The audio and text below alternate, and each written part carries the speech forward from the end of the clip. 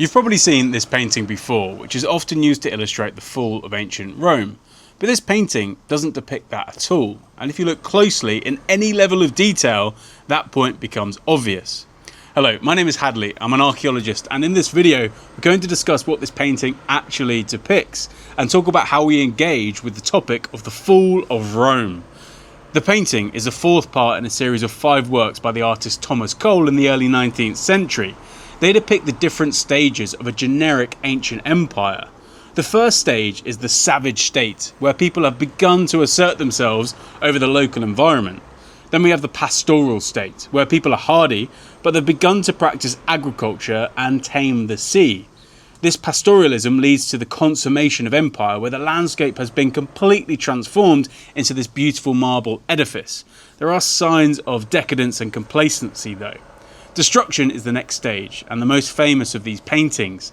Finally comes desolation, the aftermath of the previous painting.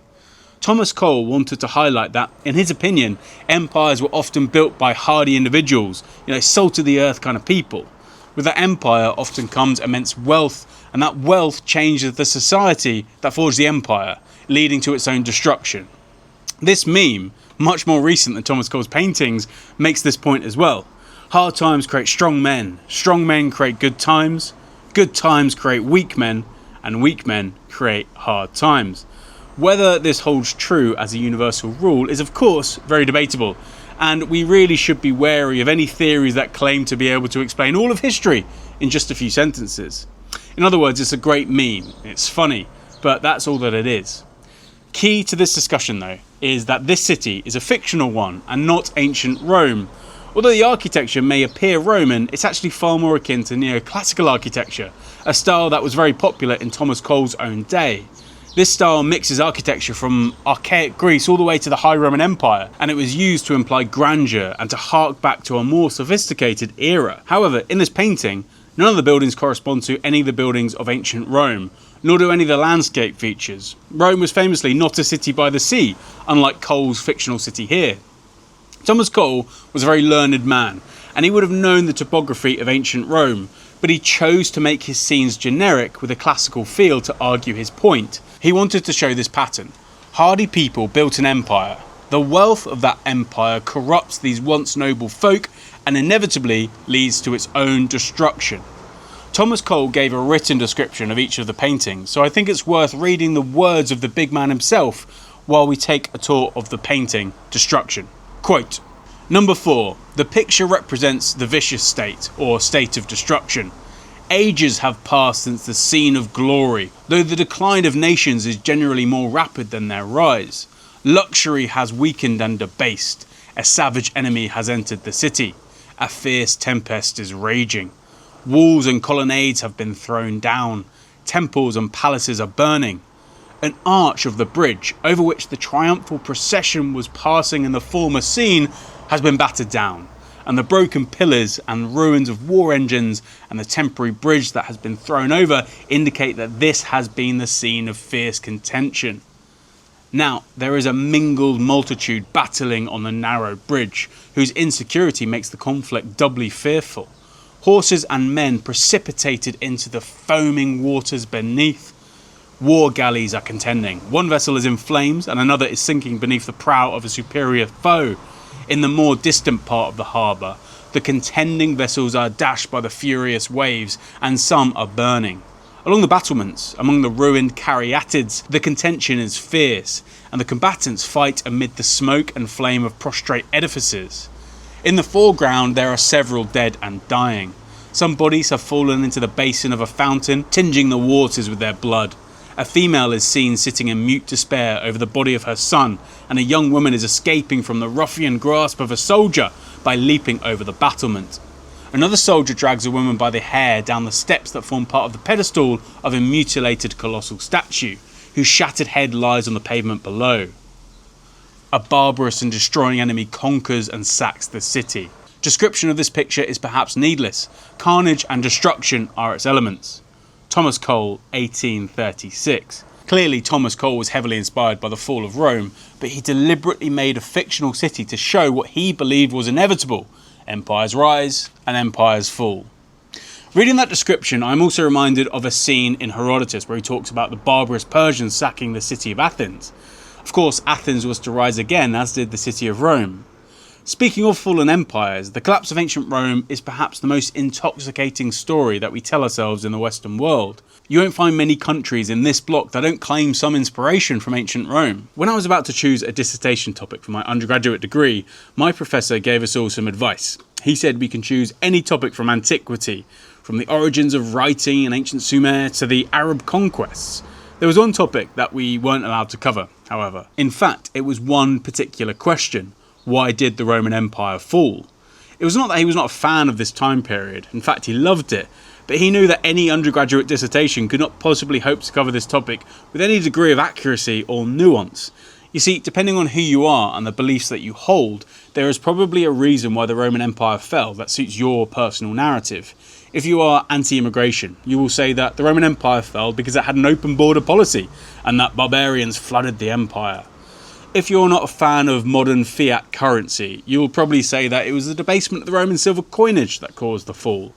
If you're anti-Christian, you'll say that it was the church. If you are more socially conservative, you can say it was the moral decline of the Romans that was their downfall.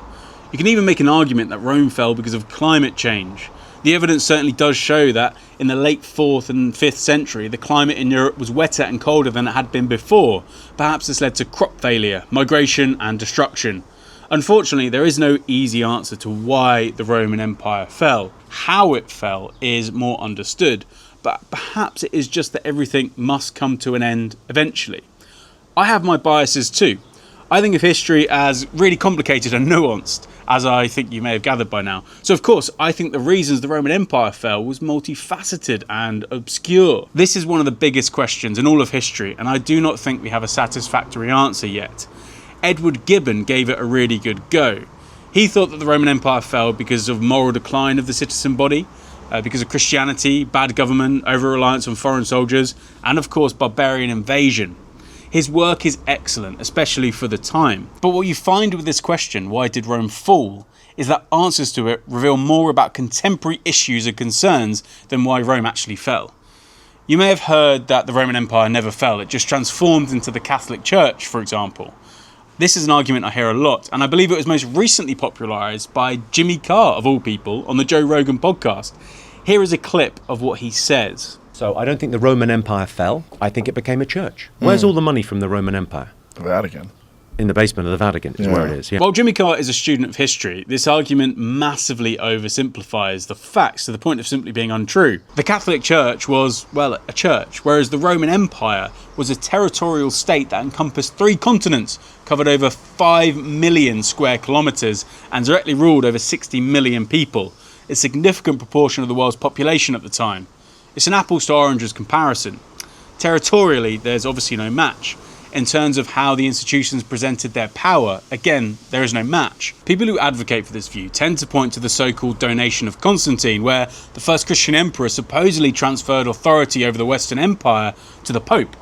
One major issue, though, it is a much later forgery. What is more, there was no great transfer of wealth from the Roman Empire to the Catholic Church, because the See of Rome did not achieve its preeminence until much later in medieval history, long after the collapse of the Western Roman Empire. It is only really possible to see a superficial transformation between the Roman Empire and the Catholic Church in Rome with the help of hindsight. Jimmy Carr is looking for a successor to the Roman Empire, but there is a far more obvious candidate than the Catholic Church: the Roman Empire itself. You see, in AD 476, the Roman Empire did not collapse. The western half of the empire fell away from imperial control. It was absolutely devastating, but the eastern provinces, which were more populous, more urbanised and richer, were still ruled by a Roman emperor. This empire, the Roman Empire, continued uninterrupted for another 800 years until the capital, Constantinople, was taken by Western Crusaders in AD 1204. It is ironic then that one of the major blows to the Roman Empire came at the hands of a Crusader army, because this army did not have the approval of the leader of the Catholic Church, the Pope. In history books, this empire is often called Byzantium, or the Byzantine Empire.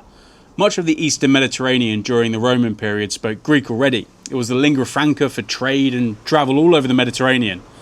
Certain Roman institutions required Latin though. The law courts and the army are two examples. But in the Middle Ages, the Roman Empire, although still ruled by an emperor who called himself Roman, took on a more distinctly Greek character. Slowly, Latin faded in importance and religious ties broke down between the successor states in the west and the Roman Empire in the east. This had huge historical consequences. The people in the Christian West had every incentive to suggest that the Eastern Romans were not Roman at all. That was their legacy, not the Greeks. So today you will see many descriptions of the Byzantine Empire, despite no one calling it that at the time. Historians do not conclude the history of the Roman Empire in 1204 AD though. A new dynasty, the House of Palaiologos, took charge of the much weakened Roman Empire in around about 259 to 61. This dynasty ruled for nearly 200 years and happened to be the longest ruling dynasty of the entire Roman Empire. However, the Roman Empire ended with a whimper in AD 1453 when the city of Constantinople was taken by the Ottomans. Not through moral decline or opulence or Christianity, but through good old-fashioned military conquest. Let's return to Thomas Cole's paintings, The Course of Empire. It is no wonder that artists, poets and storytellers are obsessed with the fall of ancient Rome. They drew inspiration from it, even if that inspiration is not necessarily based in historical reality. The reasons why the Roman Empire collapsed are complicated, and really, we tend to only focus on the collapse of its less important western half. Regardless, Thomas Cole's paintings are phenomenal, and I suspect that people will use painting number 4 to depict the fall of Rome for quite some time. Thank you so much for watching to the end of this video. I do hope you enjoyed it. Vale.